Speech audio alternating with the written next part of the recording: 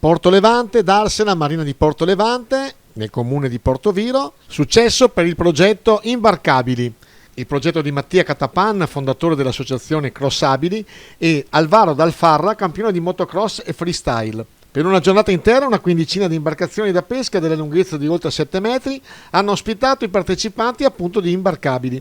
Ringraziamo Davide Grillo che ci ha concesso queste immagini che adesso vediamo.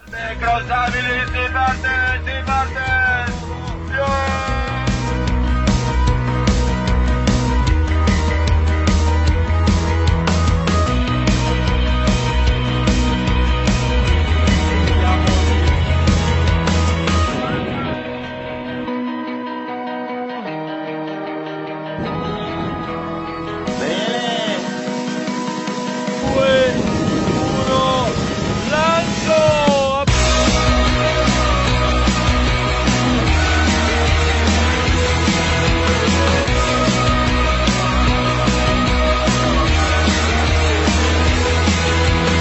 Chi sono i Crossabili?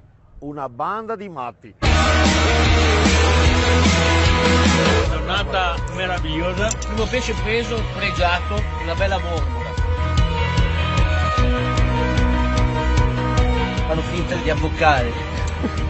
Sono giornate emozionanti dove si prova qualcosa di differente.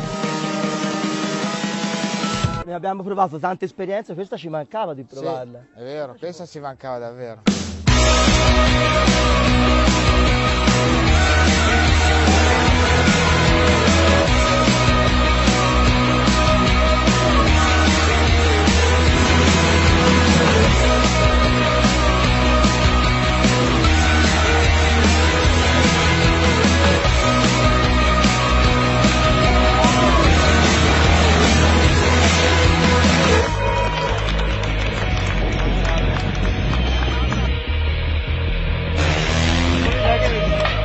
Crossabili ci hanno fatto veramente vivere una bella giornata. Oggi siamo stati tutti bene, è stata proprio un'atmosfera quasi familiare con tutti, anche con chi non conoscevi.